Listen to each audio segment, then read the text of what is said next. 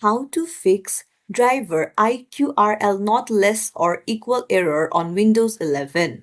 Hey everyone, welcome back to the channel. If you are new here, don't forget to hit the subscribe button and turn on the notification bell to not miss any updates. So let's dive right in.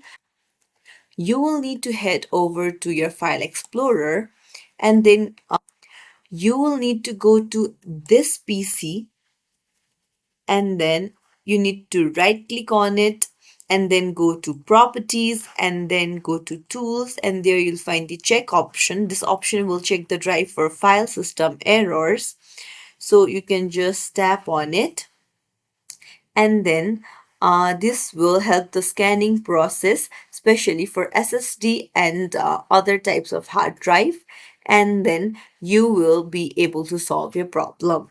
If you found this tutorial helpful, don't forget to like and subscribe to our channel for more tips and tricks. Thank you for watching.